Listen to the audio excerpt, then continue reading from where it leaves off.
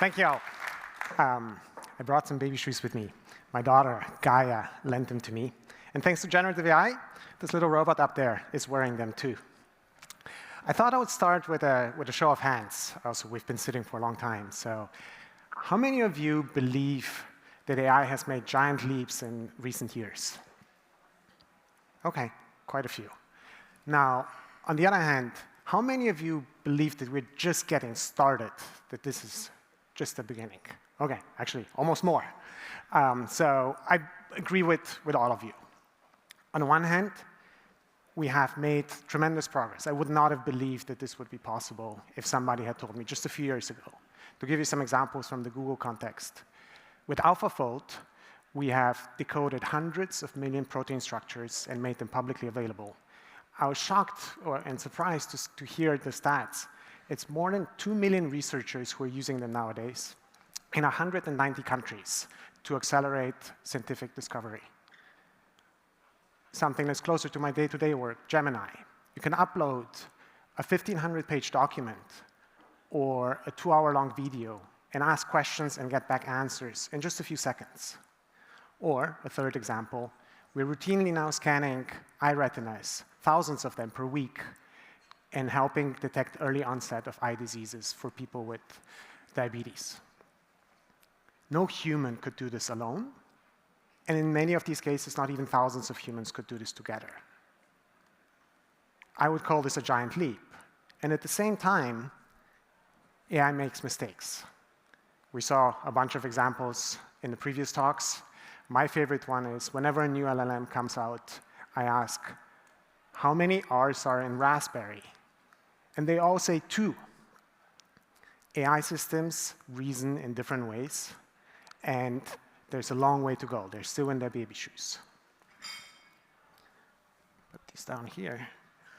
In the next 18 minutes, I'll take you on a tour behind the scenes into our lab here in Berlin at Google DeepMind to show some examples of things that are possible now and things that are coming up soon, hopefully.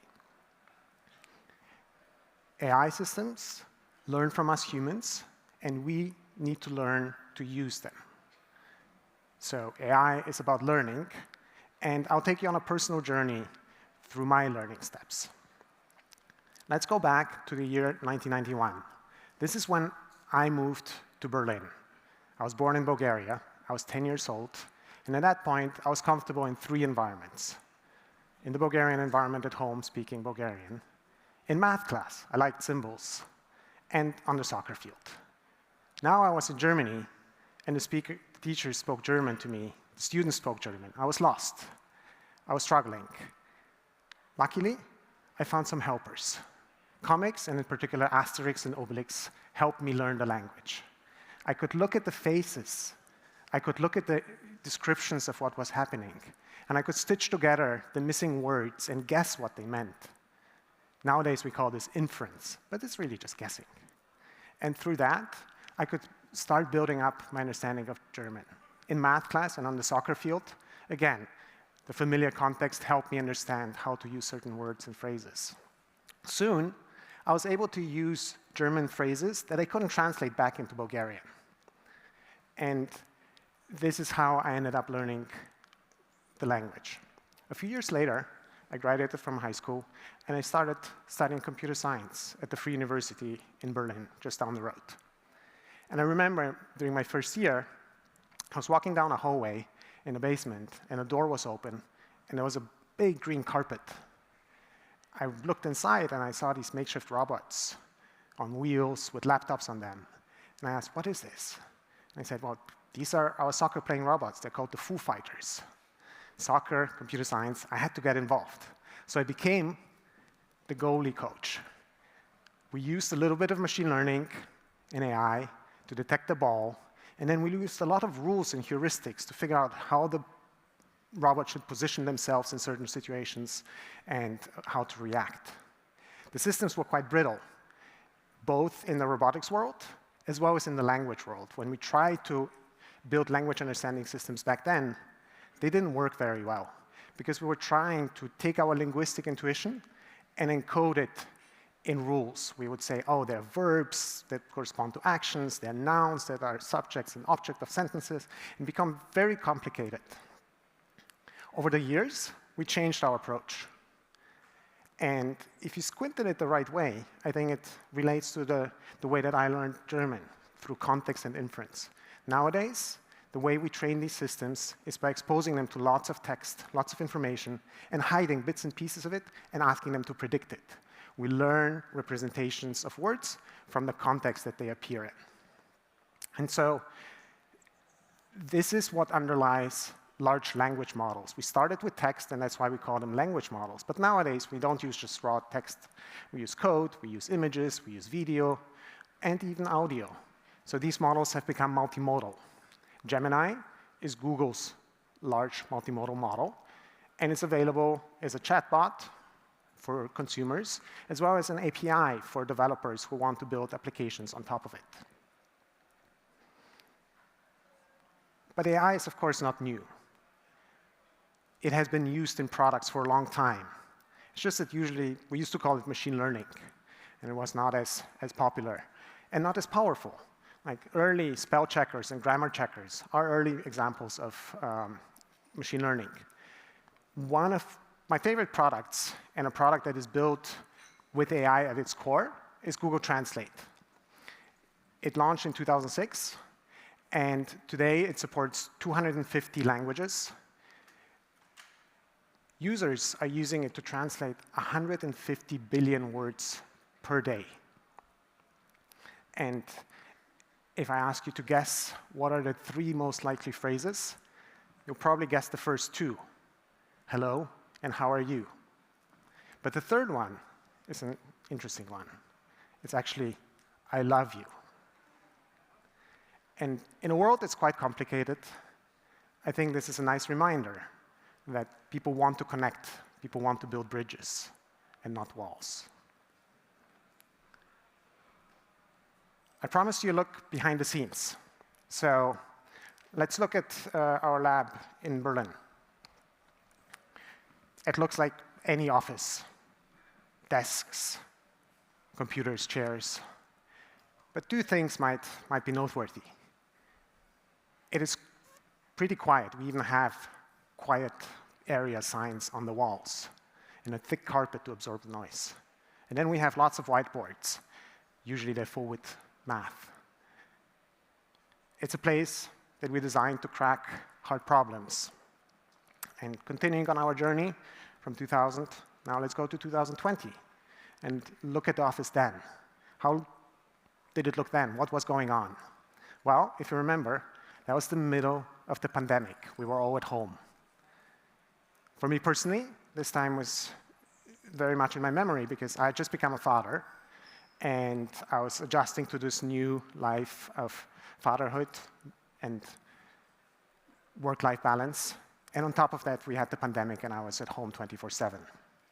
I remember one morning I received an email. I had just finished my breakfast, and it was early morning in Europe, late in the evening in California, and a sister team had built a new demo. They called it New MENA Large Language Model. I was intrigued. What had they done? So I opened the email, and they claimed to have built a demo that was new in 2 ways. First, unlike previous systems that were always narrow and domain-specific, this was a system that could talk about everything and anything. And second, they had added a voice interface. But because the delays were big, they had a genius idea. They had added the persona of Darth Vader as the front end. And if you remember from Star Wars, Darth Vader breathes heavily before responding. And that bridged the latency, and it made it appear very natural. It sounds silly now, but when I opened it and I started talking to it, time just flew by. I started asking it about how do I handle work-life balance with a child at home during COVID, personal well-being. And I spent more than an hour talking to the system. It made mistakes, it hallucinated, but it was also captivating and really showed me the potential. And so as a result, my whole team kind of focused on LLMs back then, now 4 years ago.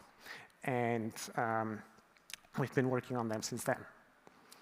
A few years later, some colleagues of mine on the team wanted to teach models, oops, this was the example, wanted to teach models to take actions on their behalf. They said, well, wouldn't it be nice if you could talk to your phone, and when you don't know how to do something, it could just understand it and do it for you? And as a simple example, they said, well, let's teach the phone to take a picture. And they did a demonstration. They said, OK, when you want to take a picture, you open the camera app, and you press the red button. And then Alex, one of the colleagues shown here, said, and look, it can even take a selfie. I was a bit perplexed, and I said, well, but we haven't taught it what a selfie is, thinking in sort of the old school way of having to anticipate what the user wants to do and having to explain it. And he said, no, no, no. That's the beauty of LLMs. They've been trained on all the information on the web. They know what a selfie is. And lo and behold, when we asked the system to take a selfie, it knew to open the camera, but before clicking the red button, it flipped the camera to the front-facing one. And this is, for me, a nice example of how these AI systems are making things possible that were very cumbersome before, and they now just naturally emerge from the model. Since videos are popular, let me show you a video of where the journey is going next. Tell me when you see something that makes sound. I see a speaker, which makes sound. What is that part of the speaker called? That is the tweeter. It produces high-frequency sounds. Give me a creative alliteration about these. Creative crayons color cheerfully. They certainly craft colorful creations.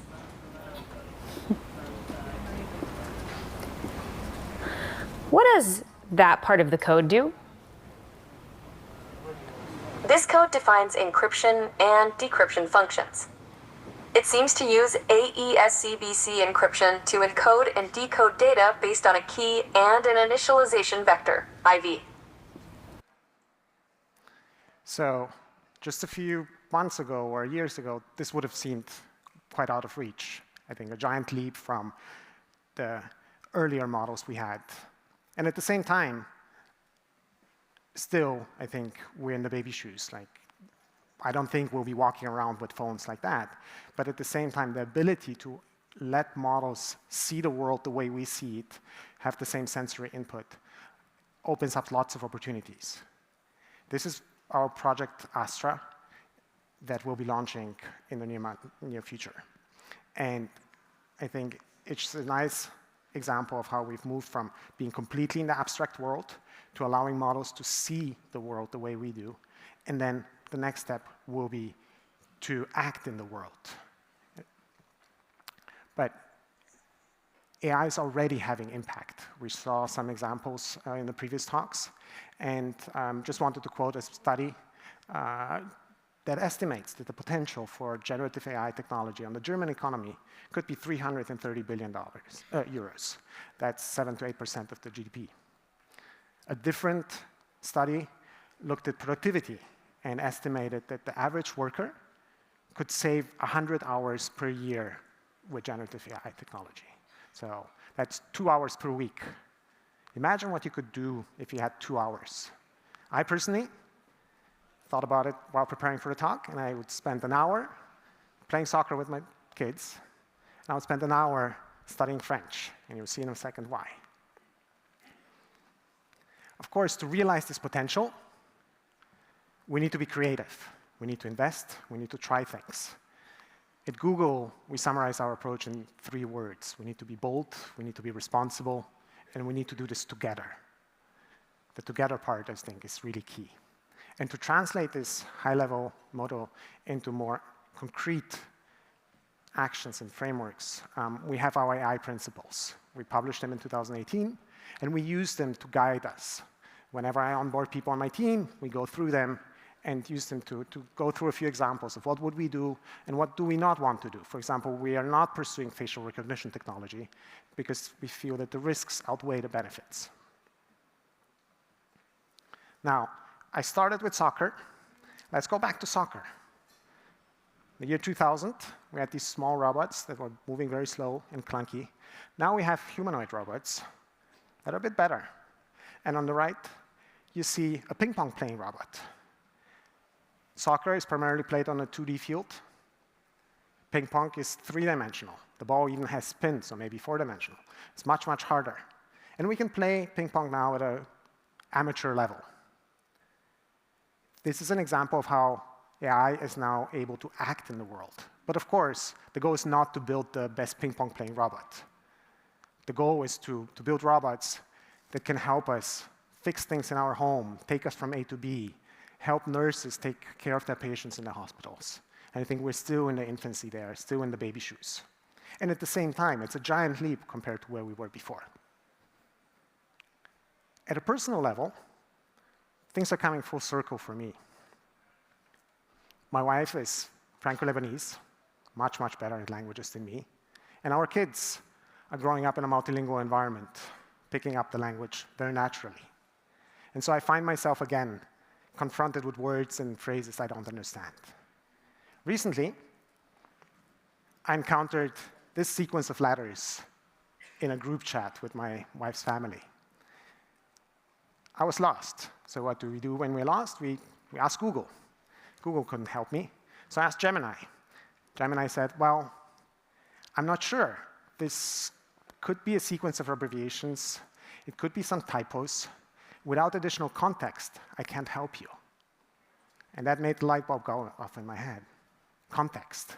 If we just ask things without context, it's really hard for the models. They need to know the context so that they can make educated guesses and inferences. So I said, well, my Franco-Lebanese mother-in-law wrote this.